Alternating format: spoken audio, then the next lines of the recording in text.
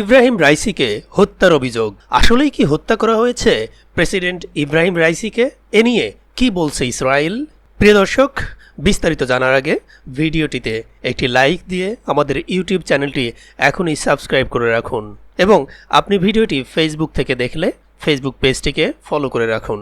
Helicopter বিধ্বস্ত হয়ে অপ্রত্যাশিত মৃত্যু ঘটেছে ইরানের প্রেসিডেন্ট ইব্রাহিম রাইসি এবং দেশটির পররাষ্ট্রমন্ত্রী সহ 9 জনের। ঘটনাটি মধ্যপ্রাচ্য জুড়ে উত্তেজনা বাড়িয়ে দিয়েছে। এ ঘটনা সত্যিই দুর্ঘটনা নাকি এতে শত্রুপক্ষের হাতও রয়েছে তা নিয়ে শুরু হয়েছে নানা আলোচনা এবং পর্যালোচনা। এর পরিপ্রেক্ষিতে চিরবৈরী আঞ্চলিক প্রতিদ্বন্দ্বী ইসরায়েলের রাজনীতিবিদরা বিভিন্ন ধরনের প্রতিক্রিয়া দিয়েছেন। সোমবার বার্তা সংস্থা রয়টার্সকে নাম প্রকাশ না করার শর্তে এক ইসরায়েলি কর্মকর্তা জানিয়েছেন যে এ ঘটনায় ইসরায়েলের কোনো সম্পৃক্ততা নেই। তিনি বলেন, দুর্ঘটনার পেছনে আমরা নেই, তবে হেলিকপ্টার দুর্ঘটনায় ইরানের প্রেসিডেন্ট ইব্রাহিম রাইসি এবং পররাষ্ট্রমন্ত্রী আমির আবদুল্লাহিয়ানের মৃত্যুতে তাৎক্ষণিকভাবে ইসরায়েলের সরকারের কোনো প্রতিক্রিয়া পাওয়া যায়নি। এদিকে ইসরায়েলের বিরোধী দল বেতেনু পার্টি চেয়ারম্যান এমকে আভিগদর লিবারম্যান বলেছেন, রাইসির মৃত্যু এই অঞ্চলে ইরানের নীতিতে কোনো পার্থক্য আনবে বলে ইসরায়েল আশা করে না। ইসরায়েলি সংবাদ মাধ্যম ওয়াইনেটকে তিনি বলেন, আমাদের জন্য এটা কোনো বিষয় নয়। এই ঘটনা ইসরায়েলের ইরানের প্রতি মনোভাবে কোনো প্রভাব ফেলবে না। ইরানের নীতি দেশটির সর্বোচ্চ নেতা আবদুল্লাহ আল খামেনি এর মাধ্যমেই নির্ধারিত হয়। তিনি বলেন, ইরানের প্রেসিডেন্ট যে একজন নিষ্ঠুর লোক ছিলেন তাতে কোনো সন্দেহ নেই। আমরা তার জন্য এক ফোঁটা চোখের পানিও ফেলব না।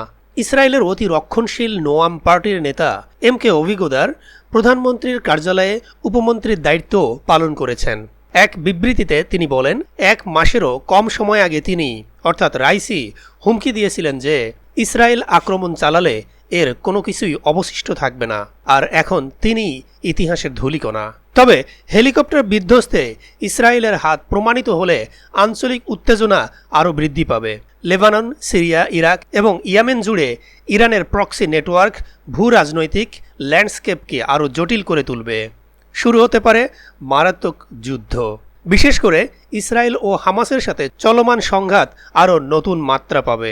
ইরানের নেতৃত্বে যে কোনো অস্থিতিশীলতা এই গোষ্ঠীগুলোকে উৎসাহিত করতে পারে, ফলে সম্ভাব্য বিস্তৃত সংঘাতের দিকে গড়াতে পারে ভবিষ্যৎ।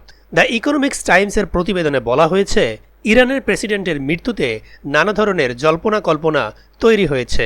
এতে বিভিন্ন মহল থেকে বাস্তবতা অনুসন্ধানের আওয়াজ উঠেছে। ইসরায়েল ও ইরানের বৈরিতা ঐতিহাসিক, তাই এসব আলোচনাকে একদম উড়িয়ে দেয়া যায় না। বিশেষ করে দামেস্কে ইসরায়েলের একজন ইরানি জেনারেলকে হত্যা এবং ইরানের পরবর্তী ক্ষেপণাস্ত্র ব্যারেজ সহ সাম্প্রতিক উত্তেজনা ওই সন্দেহকে ঘনীভূত করেই। প্রিয় দর্শক, দেশ বিদেশের গুরুত্বপূর্ণ সকল সংবাদ নিয়মিত ফেসবুকে পাওয়ার জন্য আমাদের ফেসবুক পেজটি এখনই ফলো করে রাখুন এবং ইউটিউব চ্যানেলটি সাবস্ক্রাইব করে রাখুন। দেখা হচ্ছে পরবর্তী ভিডিওতে। আসসালামু আলাইকুম।